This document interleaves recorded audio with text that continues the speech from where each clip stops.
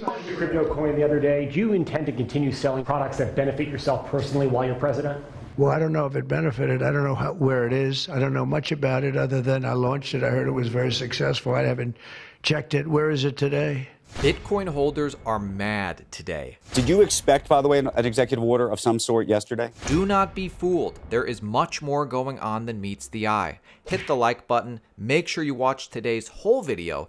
Unbelievable that after Donald Trump's day one in office, he failed to deliver on a promise that would have been relatively easy for him: commute the sentence of Bitcoin OG Silk Road founder Ross Ulbricht. And if you vote for me on day one, I will commute the sentence of Ross Ulbricht to a sentence of time served. Commuting Ross's sentence would have sent a positive message to the crypto community, showing that Trump is serious about doing what he promised. If I am elected, it will be the policy of my administration, United States of America, to keep 100% of all the Bitcoin the U.S. government currently holds or acquires into the future. We'll keep 100%. I hope you do well, please. This will serve in effect as the core of the strategic national Bitcoin stockpile. Now, despite Trump's failure on this, multiple inside sources, including Bitcoin Inc. founder David Bailey and even Elon Musk, confirming it will happen soon. Just not on day one, I guess. Today's video is brought to you by SilentSwap. This is my go-to platform to send, swap, and bridge my crypto in private with ease at the lowest cost, 100% non-custodial and safe. With SilentSwap, there is no traceable connection between wallets. I'll link my full tutorial video in the description. Use my affiliate link for 10% off all platform fees. Despite all of this, industry leaders like Coinbase CEO Brian Armstrong are still very excited and looking forward to the positive changes that he says will come with a Trump presidency. It's been one day. I'm not too worried. What is the executive order that you're looking for? Well, I think the first one would be just directing the agencies of the U.S. government to collaborate and work toward getting some clear rules passed. That's what would really allow capital to flow into the United States and for startups to be built there. I think just re-articulating some of these Bill of Rights, if you will, that people have the right to self-custodial wallets and the right to own Bitcoin without being persecuted or being debanked. That was a big issue in the past 4 years as well, Operation Choke Point 2.0, so-called. So those are some of the things I think that could be done with executive orders, but it's really going to take Congress and legislation. Because look at this. Even in the interim, before Trump's SEC chair appointment, pro-crypto Paul Atkins gets confirmed, Trump has appointed pro-crypto Mark Uyeda to serve as acting SEC chair in the interim. This is a clip from when Gary Gensler was still acting chair. Well, it's great to be here. What is the SEC doing regarding crypto? Well, our policies and our approach the last several years have been just really a disaster for the whole industry. We have been setting this policy through enforcement. We've done nothing to provide guidance on it. And as a result, this is being shaped by the courts. And different courts have ruled different ways. What has gone on is part of a broader frustration with the fact that we have not provided interpretive guidance as to what you can and cannot do. And if you are involved in some sort of securities offering, how you register, how you get regulated as a broker-dealer, how you get registered as an exchange. Plus, Brian Armstrong is actively supporting a Bitcoin strategic reserve now. Here he is teaching other world leaders at Davos at the World Economic Forum why a Bitcoin strategic reserve is good. Now say that, okay, Bitcoins. Okay, what about platinum? What about coal? Why don't we hold strategic beef reserves or mutton reserves or apple reserves? Why Bitcoin? So it's a public policy issue that we have got to be engaged in, and I would caution against the move then that would say there is an industry with a particular interest in a particular product, and we would like to impose it on society and say society must hold this as a reserve. I would have a fundamental problem with it. So why Bitcoin reserve and not beef reserves and mutton reserves? Anyone wants to comment on that? I think that, if you like Neil Ferguson is here, he has a great book on the ascent of money, and he's a historian, and so many things have been used as money over the years.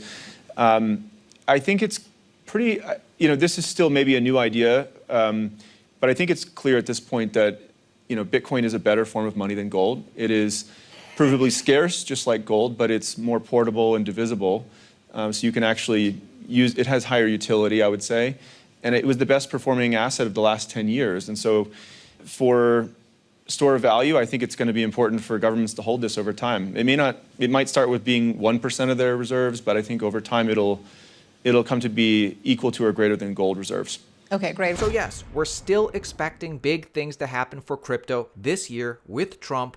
Brian Armstrong says get ready for a massive 2025. There seems to be a full-on sea change, or at least it seems that way in Washington about your world.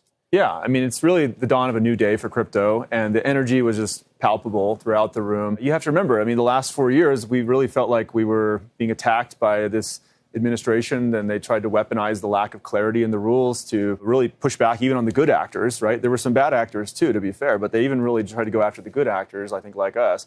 So the industry is just ready for this new change. They're ready for clear rules, and that's our big push next, is to try to go get some legislation passed in the U.S. to make it even more clear. To understand how different things are this year compared to any other time in crypto's history, you have to understand how things used to be. Because of people like Elizabeth Warren, things used to be really bad for crypto. This has changed. Ask you about the choke point 2.0, because there's been a lot of debate about it. Do you genuinely believe that people were being, quote unquote, debanked because they owned crypto at all, or that they were being debanked because they were seen at those banks as a risk of some sort to the bank?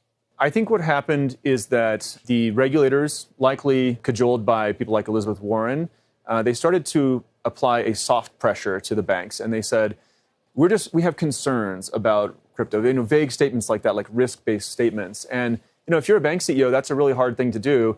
If your regulator tells you to comes in and says, hey, we're uncomfortable with this. And you say, well, is it illegal? And they say, no, we're just uncomfortable with it. I mean, it's really hard for them to stand up to their regulator. And so that kind of soft pressure, which was really unlawful in my view, was what was happening. So we're seeing Trump's crypto companies buy crypto by the boatloads, buying millions of dollars in Bitcoin, Ethereum, Link, Aave, Tron, ENA, staking 15 million plus worth of Ethereum, Trump and Melania both launching their own meme coins, Coinbase just listing Trump today. You made a lot of money, sir. How much? Several $1 billion, it seems like, in the last several days.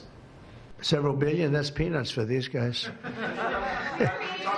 What do you think about all this? Brian Armstrong says he's excited by the participation of the Trump family in crypto, and he thinks meme coins are the start of something big. What is your feeling about the Trump family's involvement in crypto? And specifically the idea, obviously, that President Trump put out a meme coin that was at some point worth tens of billions of dollars. Melania doing the same. There are some people, even inside crypto, that I've seen who are very critical of those decisions because they look like an enrichment of the president. Well, the thing about meme coins is you have to remember a lot of technology innovation, things start off looking like a toy, right? Think about the early internet, and people were putting silly animated GIFs and like photos of cats and things. And it turned out to be much more important than that, right? And so you always have to be a little cautious. Like with meme coins, it's not something I'm personally like trading all the time. I'm not particularly interested in it, but it could evolve into something very powerful. And so you always have to kind of keep an open mind about these things. And the family part? Like I said, I think anybody should be able to go and do this. I don't have too much of an opinion on that. So how high do you think Bitcoin climbs in 2025? We're well over 100K right now, but everybody seems bearish. This is good. Brian Armstrong thinks Bitcoin's price hits multi-millions because of everything he's seeing. Do you agree with this? I think over time we'll see Bitcoin get into the millions, multiple millions of price range. I mean, it's being adopted by more and more institutional customers. The ETFs brought in a huge amount of inflow. If we get clear legislation passed in the U.S., that would be a big milestone. A strategic Bitcoin reserve. If the U.S. took that path, probably the rest of the G20 would follow. In fact, I've discussed with a number of finance ministers here in Switzerland from different countries around the world, just the idea of a strategic Bitcoin reserve. They're getting more interested in it now because the U.S. is looking into it. So I think Bitcoin has a long way to go. It's going to be the new gold standard out there. And crypto is really much bigger than that, too. It's about payments. It's about economic freedom and many things else. If you're interested in making money in crypto, subscribe to our channel, turn notifications on. Also follow us on Twitter. It takes me hours to make a video on any given day. It takes me a second to post something on Twitter. Subscribe to us on YouTube, follow us on Twitter. See you tomorrow.